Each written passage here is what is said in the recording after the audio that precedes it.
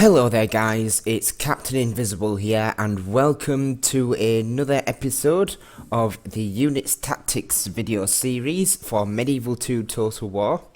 And this time we're going to take a look at horse archers, so the first video in the series on horse archers. And in this battle we're going to take the Byzantines to the stage, a great faction for horse archers in general. They have some really nice units. Before we start, when I talk about horse archers, I mean any missile cavalry unit that is listed as missile cavalry on the unit selection screen. So that's going to be the horse archers, the mounted crossbowmen, and the javelin armed cavalry as well. They're all going to be listed as missile cavalry, and will all sort of take part in these Units Tactics series, with any luck anyway. Hope to get some battles with all of them. Before the battle really kicks off, I want to talk about the advantages of the advantages and disadvantages of missile cavalry. The main advantages of missile cavalry are that they are generally faster than other cavalry. We're going to be looking at even the elite ones are quite fast, a lot faster than certainly the heavier knights, and can probably outpace some of the lighter ones as well. And certainly a lot of the cheaper ones do have the fast moving trait, so are actually really useful for light cavalry purposes as well. The only exception to this is the mounted Devar, which, because they are encased in plate armor, are really slow. Actually, they find it hard to outrun heavy cavalry to the dismounted the Devar. So they really do struggle with outpacing cavalry. But they do make up for it in the fact that they are quite hardy missile cavalry, and they do have quite nice melee stats as well. Speaking of melee stats, most horse archers do have quite good melee stats. Certainly these Byzantine cavalry, the Vadariotai, have some pretty nice melee stats. In fact, the Vadariotai are actually the strongest missile cavalry in the game. They have the best shooting statistics, I believe. Maybe they Devar have slightly more, but I think they've got the highest missile statistics of any missile cavalry, and their melee stats are quite formidable as well. The obviously other thing is that they are really good for harassing and making your opponent do things. Right here, I've sort of skirmished the heavy cavalry away and forced him to bring his peasants forward, which are going to be attacked by my my supporting Allen light cavalry. It's this kind of strategy that your horse archers really fare in, and they're going to be quite useful at doing this. And generally speaking, they are cheaper than other cavalry units. You're going to see them fairly cheap for the cheaper horse archer units. A lot of them are quite cost efficient and not that expensive at all. There are some distinct disadvantages, and I'm just going to slow it down whilst I run through these, because I'm currently being attacked. The main disadvantages with horse archers come from their ability to attack heavily armored targets, except with the exception of sort of heavy cavalry, which you can eventually pluck away at. The missile statistics of horse archers, more specifically horse archers than the mounted crossbowmen, are quite low. I mean, the Vadariotai, for being elite horse archers, have about 9 missile attack, which, as I say, is probably the highest you're ever going to see from a missile cavalry. Compare that to the sort of 14 attack of a Aventurier or the 12 attack of a Pavis crossbowman, and you get to see how outmatched missile cavalry are compared to their foot missile counterparts. In fact, mounted crossbowmen have a missile attack of 5, so they are really out-skirmished by other missile units.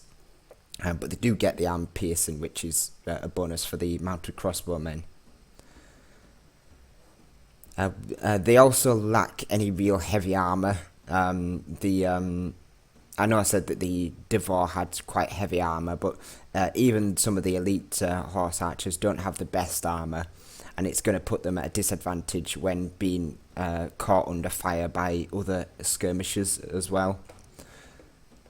And then there's also the fact that there's only 40 in a unit compared to an infantry unit, which generally has 60. So or a foot missile unit which has 60. So you don't have the numbers to skirmish with foot missiles. You see the recurring theme here that you really shouldn't go up against foot missile units with horse archers. It's generally not a good idea. The ammunition is also limited compared to foot missiles, and their accuracy as well, it suffers quite a bit when put up against targets at a distance. Although, as I say, the Vada Riotai are getting some quite nice shots off against these sort of Knights Templar and the Hospitallers, who are trying to chase them off.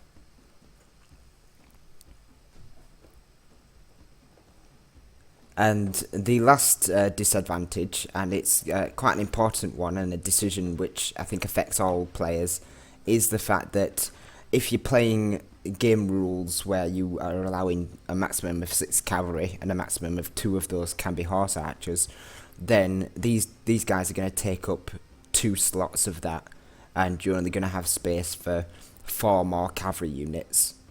Now, fortunately, in this game, it was set at the rules of maximum of 8 cavalry, and 3 of the 8 could be horse archers.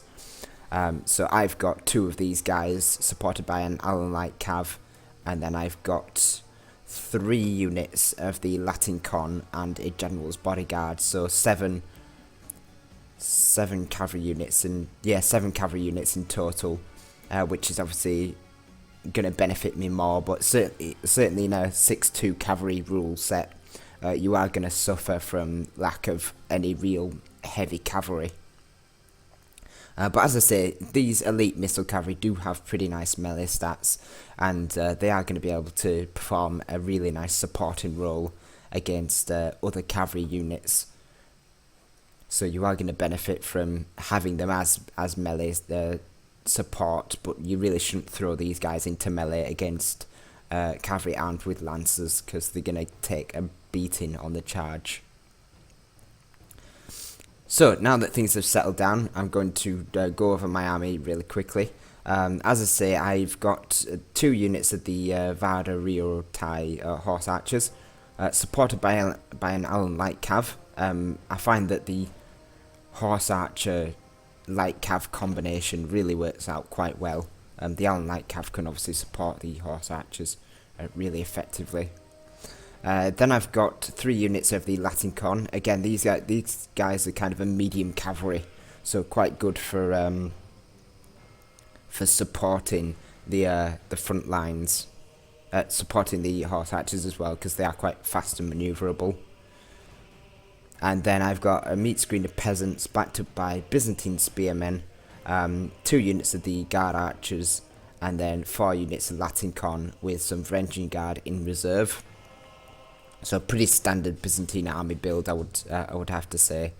The Latin Con being quite a nice frontline unit, and the Varangian Guard being quite a nice support. My ally for this battle is Criminal Copperkill, and he did have his own missile cavalry, the Grenadine crossbowmen. But unfortunately they are being chased off by the Arab cavalry. The main issue I find with missile cavalry is they are pretty hard to use, and they take up a lot of your micromanagement. And if you don't focus on them and they get caught, they will get chased down and destroyed.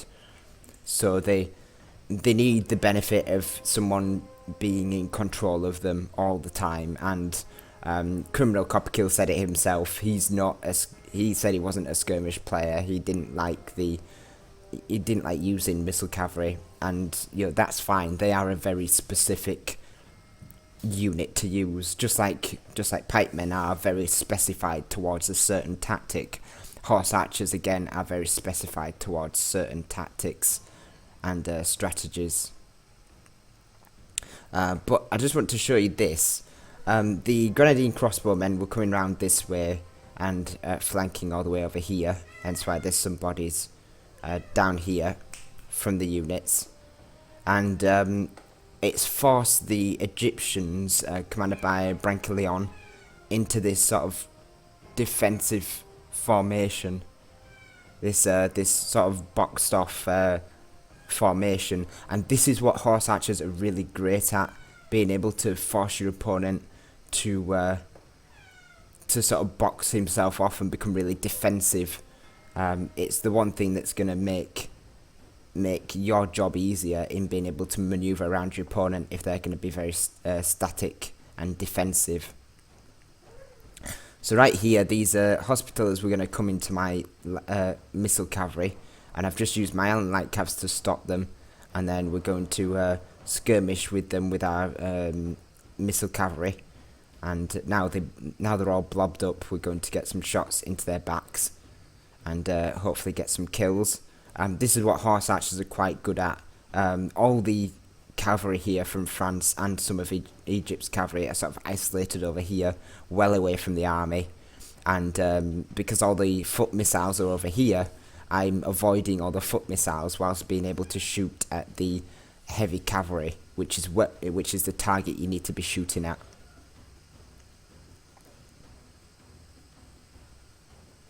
But those hospitallers ate a volley and managed to survive. As soon as they turn their backs to the horse archers, they're not going to have the shield value to defend against the incoming fire, and it's going to really hurt them.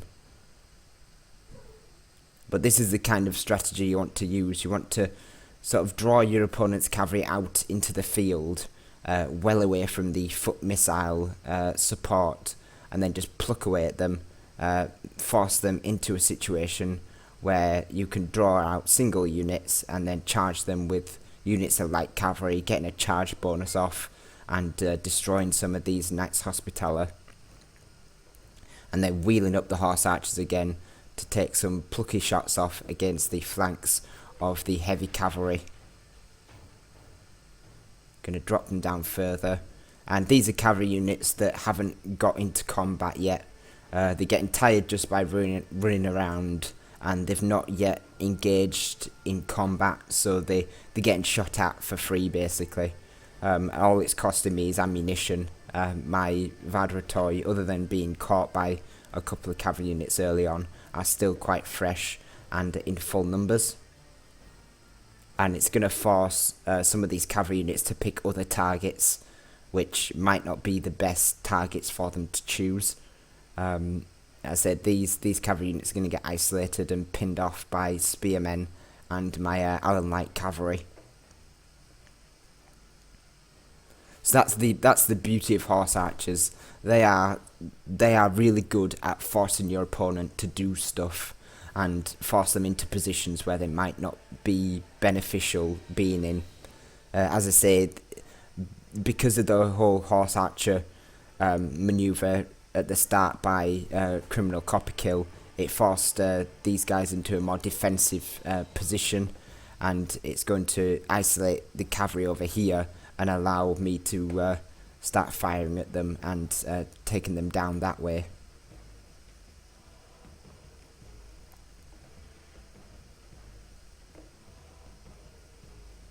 Now we've got some Latin Con just cleaning things up. As I said before, the Latin Con are quite fast and manoeuvrable as well, so tend to be quite good at assisting horse archers. Some bodies here. I think these guys were engaged by the Allen light cavalry, but there are a lot of scattered bodies, just peppered away by the horse archers. You know, it's not a unit that goes in for the kill and destroys things immediately like the heavy cavalry does. It's there just to pluck away and be really annoying and be, you know, distract the opponent, take them off guard, you know, force them into situations where they might not be so easy to defeat you with. And right here, I'm just gonna start plucking at these Egyptian heavy cavalry, trying to draw them off guard and draw them into bad situations. Unfortunately, you're gonna see here that missile cavalry, again, it's not that good at disengaging from firing. Missile cavalry responsiveness is really poor. For some strange reason, they don't want to skirmish away that fast, even if you do it manually. So you really have to be careful getting that close to the enemy cavalry. You want to be far enough away so that if the enemy cavalry starts charging forward, you've got the time to pull back and reevaluate the situation. But right here, as they're chasing off one horse archer unit, this other one's going to come in and hit all of these missile cavalry, foot missiles and infantry. Fortunately, these noble knights came in to help send away the Vardariotai, because even though the missiles are destroyed, I could very easily come back in and taken these Chivalric knights as well. In fact, the Latin con are going to come in and sort of get these guys off guard. So whilst this is going on, as I say, all the enemy cavalry's scattered all over the place. There's, you know, the Egyptian cavalry over here trying to avoid the horse archers coming in and peppering them. You've got, you know, some of the cavalry caught up with my own horse archers in melee, and as I say, you've just got infantry here trying to stop these charges where cavalry is most definitely needed, and it's because they took some losses over in this part of the field, and then they got caught trying to chase down my horse archers, who have at this point spent all of their ammunition and are now just sort of like cavalry units trying to chase down these crossbowmen. So that's about it from my horse archers. They've kind of done all they can. They're just going to chase down some of these straggling units and just be really annoying. I saw here that the Egyptian cavalry was pinned down over here, so I was going to swing the Vardariotai around to take on these pinned down Egyptian cavalry. Get some nice charges in here against the Arab cavalries and break them. Arab cavalry and my own missile cavalry are quite similar in melee stats, so it was quite easy to get a nice charge off there and break them. This bodyguard, though, no, this Royal Mamluk, should I say, would be quite a hard target to take down, though, due to the heavy armor and the attack stats of the Royal Mamluks. So now the French player doesn't have any cavalry units left other than the general's bodyguard, or Chistrambico. He's just got all of his infantry units pinned down now against some Skiltron Byzantine spears and some peasants, and it's going to allow me to get some flanking charges with my general and with some help from the Grandine crossbowmen, just to scatter these infantry and weaken them until their morale gives up. A Latin con charge into here, which should be more beneficial than leave my general in that combat.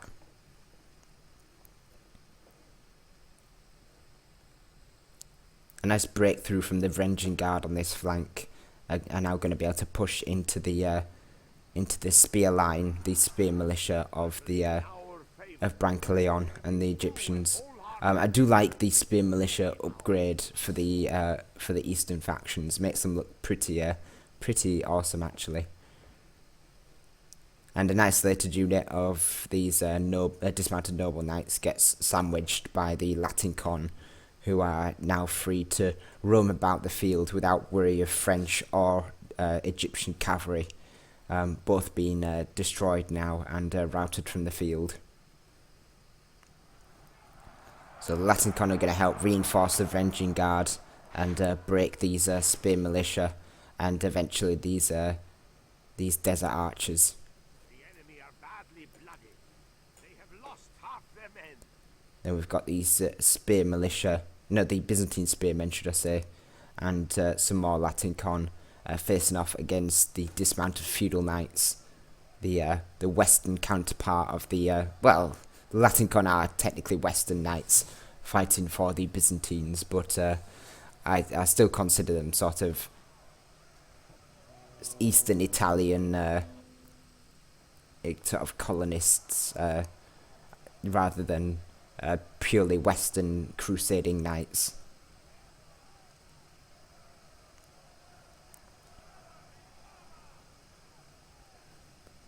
And some Venging Guard in the back there. Though now I'm going to be able to get my Cavalry tie into the back of the feudal knights after sort of cleaning up the cavalry on that flank. That's going to help them break. So the middle of the field is broken and the right flank is being cleaned up. And the left flank's being cleaned up. All that's left is this general's bodyguard, who is currently running around trying to find some targets of opportunity. But he has been broken and he's going to get caught by these Latin Con and captured. We have captured the enemy's general. That will teach the cowardly dog to run. Now he can rest. And there's not a lot left now for the enemy forces. Just a few of these crossbowmen who can be chased down and routed by the cavalry. This is a clear victory that goes to only men of great virtue and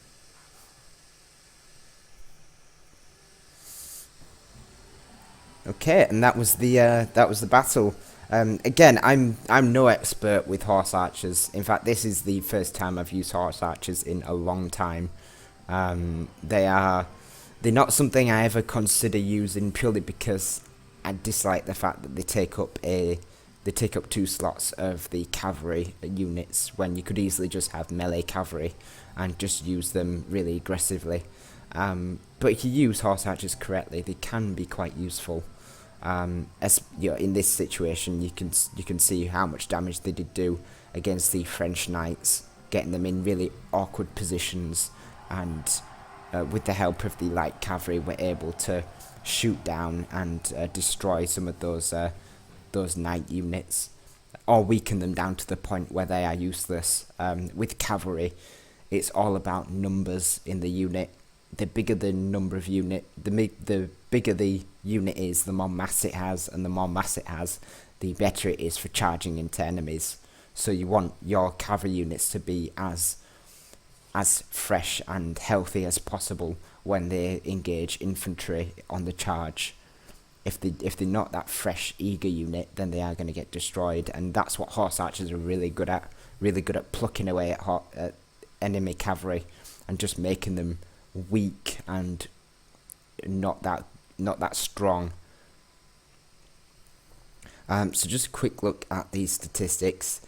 As you can see, the horse archers doing pretty well for themselves. 94 kills and 63, considering they were just plucking away at enemy cavalry and doing some charges here and there. It's a really good performance there from the Cavalry.